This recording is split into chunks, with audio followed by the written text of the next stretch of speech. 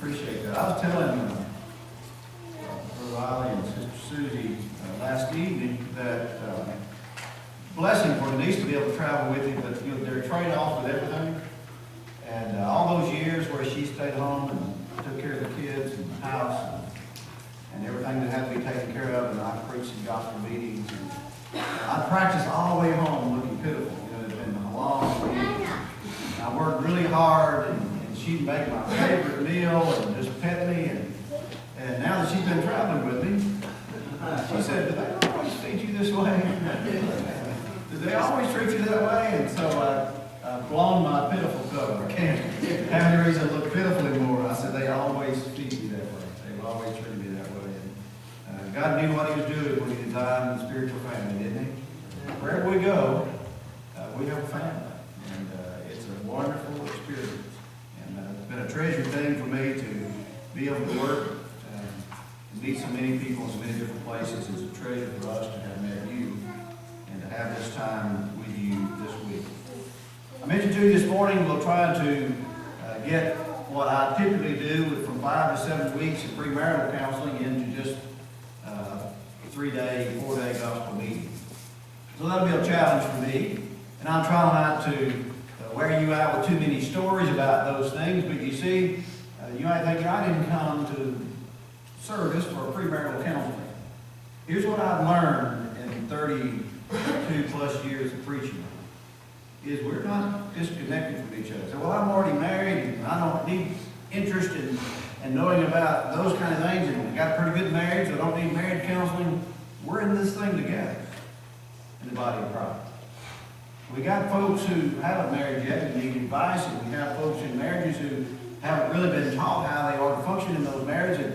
And sometimes tragic things happen in marriages and people need help, and guess what? We're fitly joined together by that which every joint supplies. So the more you and I can know about what our function ought to be and how we can advise folks along the way, the stronger we can be as a spiritual family and the greater influence we can have on those around about us, and the more attractive we become in this dark world where people are brutalized by Satan daily. We become the refuge for them to flee to.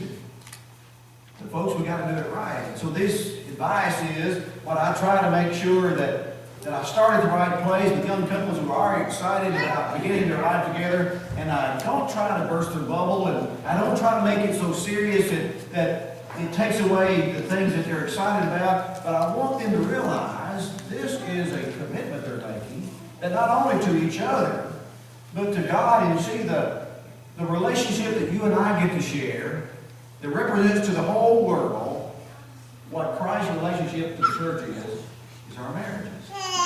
We need to be real serious about it. That's what I share with us. This morning we talked about, first of all, us being the place where God works. We're God's workshop. We need to get things cleaned out and all the clutter removed and everything in the place it needs to be so God can take what He's placed in our lives as blessing, and He can use them in a way that's powerful, and the finished product is absolutely indisputable. And the world cannot ignore it. It is, as Brother Riley led us in that pew packer time, that Christian light that we're going to let shine. All around the neighborhood. Why? It's the finished product. What God did. And then we talked about how important it is for us to realize that when God made Adam and Eve, He demonstrated to us that we are to be whole and unique and single in our lives. I will always be Jerry Martin. I ought to be the best Jerry Martin I can be. I ought to realize that I'm different than everybody else, and yet God uses me for His purpose and His will, and I need to make sure that I'm usable. And I don't need to focus on this passion that we have in our society about trying to pair people off, and even in the church, trying to make sure people get married, and we worry about having a single group because people need to get married. No, they need to be married to the Lord, and they need to get busy. It's what they need to do. That's the bottom line. And when people are married to the Lord and they're busy, they're going to run into people who are married to the Lord and busy. And guess what happens then if they choose to date? It is a marriage made in heaven. And it has heavenly consequences. So that's what we need to do as a church. And church, we need to wake up to those things. Our terminology needs to change, and our behavior needs to change. Let's just get busy in the Lord. Let's help each other be busy. No matter what age we are, let's get busy in the Lord. And let each one of us become that whole person we need to be. When God finished with Adam and Eve, they had everything they needed. Mentally, physically, spiritually, all provisions were theirs. They had full capacity to know who He was and how to serve Him. That's what we're striving for, isn't it? To be at full capacity. We need to help each other get there. Tonight we want to, in the brief time we have together, talk about those spiritual genetics. Since we are going to spend the week looking at the ingredients of godly home, the spiritual genetics of that single whole person. What do you look like when you are a single, whole, unique person, the way God intended you to be? Well, first of all, you're a person who spiritually knows how to make commitments. You know how to make sure that you keep your word about things, and that's true with all ages. We teach that, or at least should teach that to our children. How to stick with something. Paul told that young man, Timothy, in his advice to him in 1 Timothy chapter 4. Brother Ali, teaching that class, it is advised to a young preacher. What did he advise him to do? Be thou an example of the believer. In word, in charity, in spirit, in faith, in purity. Be an example. That's a whole, complete, unique person. Commit yourself to those things. Make sure that you're serious about those things. We have a perfect example of that in 1 Peter chapter 1 verse 22. The Lord is our example of that holiness. Focus, commitment to those things that are right and good. That is a lifetime commitment when we're talking about a home and a marriage. And Paul used that in Romans chapter 7 in those first 4 verses. Summarizing it in verse 4 and said that we're bound to our mates as long as our mates live. That's not unreasonable, is it? Commitment. That's the first thing required. The second thing, obviously, is honesty. We need to be honest with God, honest with ourselves, and honest with each other. Here's what I've learned in counseling with folks over a great number of years. I want you to listen carefully. Every single problem I've counseled people with is because of a personal weakness. A person becomes focused upon self-satisfaction. It ignores that they've made commitment to the Lord or anybody else. Children disappoint their parents and go against the parents' advice, and spouses don't keep commitments. Employees are not always trustworthy. You begin to see those things, and there's flaws that show up. We go back to that image of that whole unique person, just the way God, you see, we were created in His image. And God's made commitments, hasn't He? And He's kept every single commitment He's ever made. And if we're going to be God-like and have that image, then we've got to be honest about those things. And we need to understand that that is a spiritual genetic. It's true. So we have to pay attention to our own lives. Here's what I tell folks when tragic things happen in marriages and maybe infidelity occurs and we're disappointed with those kinds of situations. Our hearts are broken. It wreaks havoc not only in families but in congregations. And here's what we have to understand. In order for me to be unfaithful to my wife, I have to first of all become unfaithful to the Lord and my commitment to Him. You see, if I can do that, then I can break all commitments. I can be unfaithful in every way.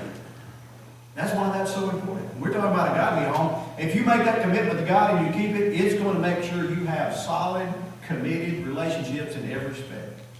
You've got to be honest in that. Are you keeping your commitment that you made to God, that you be faithful to Him? You see, God, one of those 6 things, and yea, 7 is an abomination to Him, recorded in Proverbs chapter 6 it is. The 6th one is a false witness, a lying tongue. When you're not honest. You pretend to be something that you're not. You made a commitment that you didn't keep. You're just not honest. The third thing that's involved in being the kind of person we ought to be and making that assessment of our spiritual genetics is responsibility. When God made Adam and Eve, placed them in the garden, we look at the perfect part, and that is the tree of life. You live forever, and you don't have sickness, or you don't grow old, and you just think about that, and boy, that's utopian, and think, boy, if I was there. But even in that environment, He placed Adam there and said, tend it and keep it. We kind of look at Adam having no responsibility. Wow, wonderful. You just go and eat of that tree, and you're going to live forever. No responsibility. That's not true at all. He said, here it is. Now you take care of it. You have a responsibility. We need to recognize that we have to have that characteristic of taking care of things. The Lord has purchased this space we talked about this morning. In Romans chapter 12, verse 1, Paul said, I beseech you, brethren, by the mercies of God, that you offer your bodies a living sacrifice, holy and acceptable to God, which is your reasonable service. Responsibility. Take care of it. I've given you that body. You make sure you use it as a way to be a living sacrifice to God. Don't misuse it. Pay attention to how you use those things in your life. Take responsibility for it. It's yours. Like, God, why did you let that happen? No, God didn't let that happen. He's given us the opportunity to make sure we take responsibility for those things that He's given us. Now, you have to pay attention to your own life. If you ever start cutting corners, you ever start offering less than the best, number one, to the Lord, then to your employer, or your family, or your community, or your congregation, you need to start doing some real personal assessment. Am I losing some of that spiritual focus, and am I marring that spiritual genetics so that I am not the kind of person that the Lord could count on? That He could leave His task to take care of, and I would tend it, and I would keep it. Because you see, if I start making excuses, like if I've been in the garden, boy, if I could have just taken care of that perfect place, and if I could eat the tree of life, then I would do it right. Then God, in essence, says to me in the last book of the Bible, the last chapter, almost the last verse, prove it. Because here's what He said. Blessed are those that do His commandments. Are you listening? For they shall have the right to the tree of life, shall enter in through the gates into the city. Am I willing to take that responsibility and say, if He told me to do it, I'm going to do it. I'm going to do His commandments. I'm going to be faithful to Him. I'm going to take that responsibility. If I do, then I can enter in through that gate into that city, and I can eat of the tree of life, and I will do it. So I get to prove it. We need to have that kind of focus when we're thinking about marriage and home and function in the body of Christ. And then it takes independence. In order for you to have the right kind of spiritual genetics and be the person you need to be, to have the kind of marriage you need to have, and have the home that God would want you to have. I don't mean independent from God. I mean independent from parents. In that beautiful chapter of Genesis chapter 2, rather, where Adam and Eve were placed in that garden, they recognized their relationship with God and being in the image of God. They recognized the beauty of having a relationship with each other. Then the template said, thus, from this time forward, the way it will always be, the way this will be perpetuated. Thus shall a man leave his father and mother, cleave to his wife. They twain shall be one flesh. From now on, that's how it works. You see, you're in a protective environment with your parents, and you watch how they function, and godly parents functioning right, and serving the Lord, and doing those things that they ought to do in that marital relationship, and making those commitments, and tending and keeping those things that God had placed in their trust. When you get to the point that you can duplicate that. But guess what? You've got to duplicate that. You can't say, well, I want to be married to this person, but I want you to support us. I want you to house us. I want you to clothe us. I want you to do those things. You've got to get to the point where you are independent in order to function just like Adam and Eve functioned. God was their parent. But they were the only ones who could function in that relationship He had placed them in. We have to be there.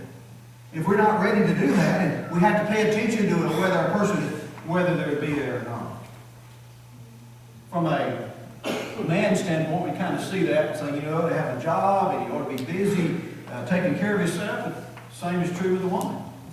One of the beautiful stories about the female side of being prepared to leave father and mother and cleave to your husband and to be independent was that beautiful story about Rebekah. You remember when Abraham sent his servant back to the homeland to find a wife for Isaac? She comes to fetch water. He's an independent person. She's functioning. She's fully aware of how family functions, and she takes care of Abraham's servant, and she takes him and introduces him to the family, and she makes all these provisions. She's a highly functioning person. So much so that when the proposal is made to her about Abraham wanting a wife for Isaac, she volunteered to go. Did you hear me? Go. She had to leave her father and her mother and go to a distant place to be married to a man she had never seen. And she kept the commitment. And when she gets there, she goes in unto Isaac, and it says she comforted him in the place of his mother. His mother died. Isn't that a beautiful thought? She demonstrates to us that it is that leaving. Too often today, we say joking things about not cutting those apron strings. That doesn't mean you don't have a relationship with your mother and father. It doesn't mean you don't cherish time together. It doesn't mean that you don't spend time together. But when it comes to that relationship, the two of you make decisions, the two of you function, and the two of you represent Christ in his relationship with the church. It's not this blended and meshed thing where you can't really tell where one family starts and the other one stops, because they're just so blended. There's got to be a very distinct measuring of those things. There's got to be some independence. Then there has to be that sensitivity. In Romans chapter 12 and verse 12 through 18, it lists our behavior as Christians and how we are to condescend to those of low estate, and how we are to make sure that we're not selfish and self-centered in our view of things. You see, that's true in marriage and in the home. We've got to look at the other's well-being. What is it that they need? And then function in that fashion. We're not sensitive to those things, and most of the marriage problems I get, people can tell you what's wrong with their spouse, and their parents, and their children. It's real difficult for them to ever take ownership on anything that they might have done wrong or hadn't done that they needed to do. Very, very difficult. But when you finally get folks that say, look, all we're going to work on, all you're going to work on is you. And each of them kind of pull that apart and say, we're going to get busy doing what we're supposed to do. And then they began to be sensitive toward the other person's needs. Never really understood that my behavior affected them that way. You see, the Lord did for us what we needed done. Not what we deserved to have done. He did for us what we needed done. Even when we weren't deserving of doing it. And what I sometimes tell spouses is when they just absolutely have had it with each other, and they say, I just can't do it anymore. And I say, if you can't do it for them, do it for the Lord.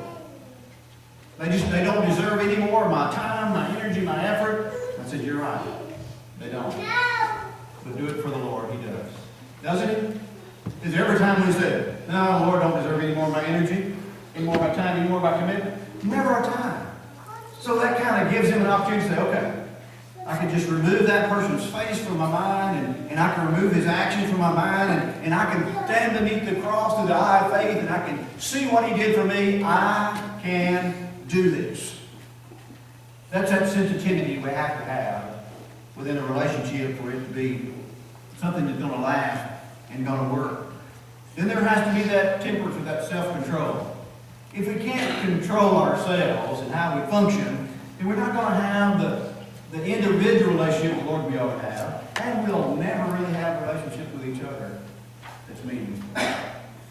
Temperance is that self-control that's mentioned in 1 Peter, or rather 2 Peter chapter 1. We are to make sure we add unto our faith virtue, knowledge, temperance, and temperance, patience, and patience, godless brotherly kindness. In the midst of all that, those characteristics of temperance, we are a society that doesn't know much about self-control. do. In the counseling field, people make excuses for everything. Everything. And there's some very, very tragic things that happen in life. And there have been people who've been brutalized in life. And I'm just in awe of their strength to even survive some of the things they've been through. But at some point, they have to finally say, that is what happened to me. That is the person who did that to me. That is what they've caused in my life. But I will not allow that to control my life. Here's what I'll do with my life. And that comes at self-control. To moderate your life and not allow anybody else to affect that in a way, and for you not to squander it away, becomes important. What to do that? Controlling our tongue. Sometimes people get embittered and say, I'm not letting anybody do anything to harm me anymore. And so they just spew out all kinds of bitterness. Well, that person's still controlling you because you're reacting to their actions rather than controlling who you want to be. And the question I ask them is, who do you want to be? They say, well, here's what happened, and I just can't. Who do you want to be? And if they can ever answer that question, then they take control of that, and ownership of that, that temperance becomes a quality that's strong for them. Then they need to have an impressionable nature. Men, we need to really pay attention to that. We are not easily impressed. I don't mean impressed like wow, but I mean we're not easily affected by our wives or our children. If something bothers them, we're not often affected by that. We're kind of fix-it kind of folks, and we think, well, just get up and get busy and forget it. It affects people in different ways. That needs to impress us. How many times we read about the Lord looking at the city of Jerusalem and weeping over it? Standing at the tomb when he knew he was the resurrection. He knew he was going to call Lazarus back from the tomb. But he knew they didn't know it. And their hearts were broken. And he knew that that was going to continue as long as this earth stood. There were going to be heartbroken people marching unceasingly to the tomb. He wept. He was impressed by that. Again, not wild by that, but affected by that. And seeing their groanings within them, he groaned. We need to have that ability as individuals to connect ourselves to folks in a way that it has an impression on us. And we're touched by it. And we don't see that as a sign of weakness.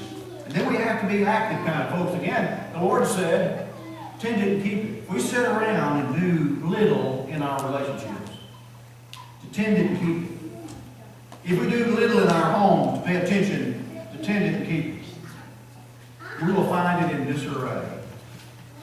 And we won't really know how to get that way. It'd be like a person going to the effort to till the soil and plant the garden and then just abandon it and think you're going to reap something in the fall. It's not going to happen. Got to be constant tending and keeping.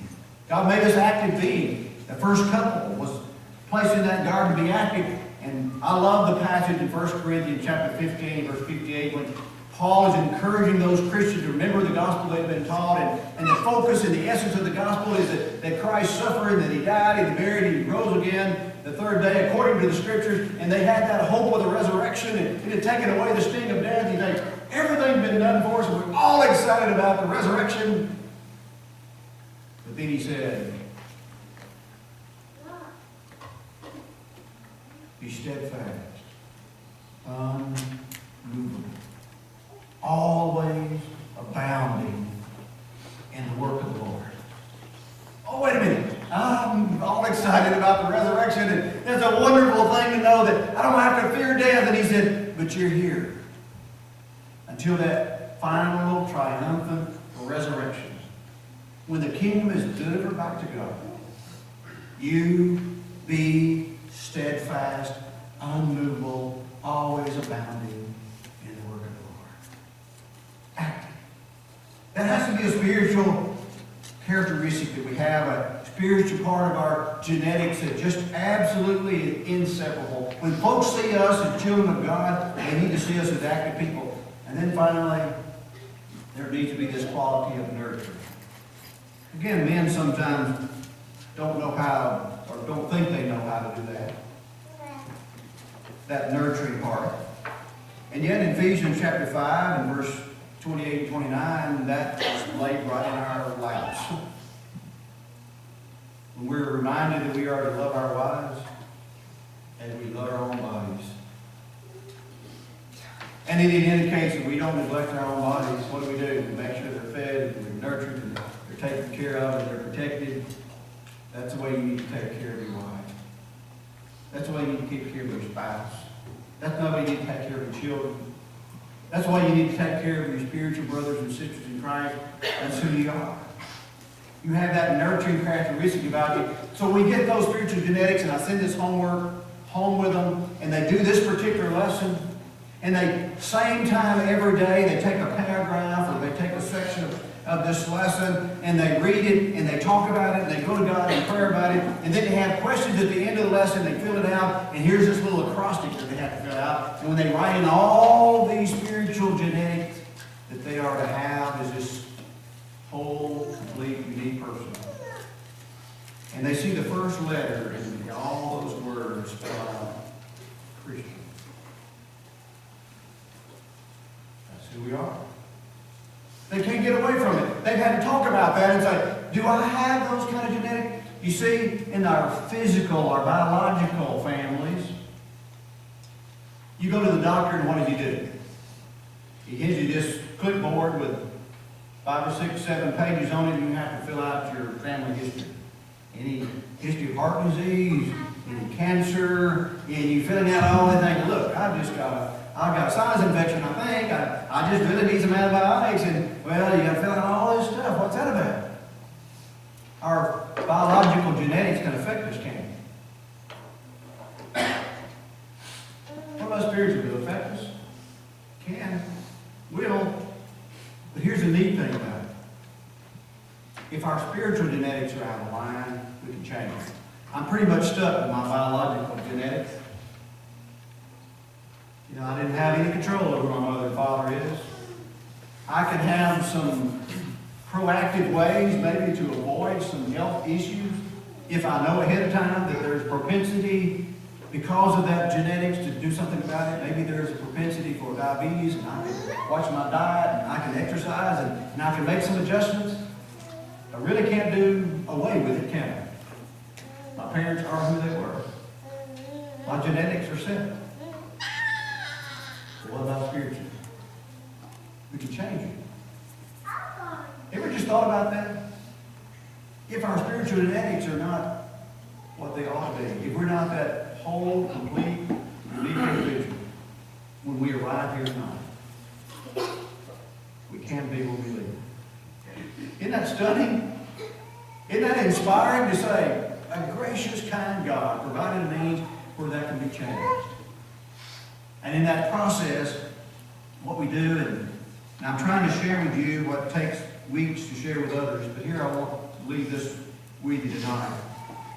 If we're about to conclude, I want to plant this seed, and then we'll pick up there tomorrow night. By the way, if we miss any night of the meeting, you don't want to miss tomorrow night.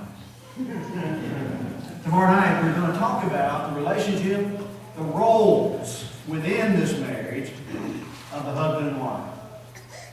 So we'll talk about that tomorrow night. But in the midst of that, we'll pick up there where we leave off tonight. But when you see all these spiritual genetics we talk about tonight, when you spell out those words, and it stands for Christian, here's what we need to do a better job of as parents, as individuals seeking to marry, of those who want to make sure you find the right mate, for those in the church who want to teach and instruct. Here's what we need to do, is make sure that we keep this template before us. Say, this is who we have to be individually, and that's who you're looking for. But how do you find them? Now, the world says you pair off, and you see if your personalities match, and you know, some of the people in the world think you just experiment and see. If you enjoy the privileges of what you would have in marriage and you get along okay, then maybe you marry. If you don't, maybe you go looking for somebody else. The world is so perverted in those areas. It takes all the beauty away from it, takes all the commitment away from it. But here's what you have to do. One of the assignments I give these couples in premarital counseling is to read the book of Ruth. Book of Ruth. Isn't that an Old Testament book? And I say it's the most beautiful love story in the Bible. But it's a story of courtship. Real courtship. You know how it takes place? In real life. And I tell them, here's the template. You know what you're supposed to be. Here's the spiritual genetic. That's who you look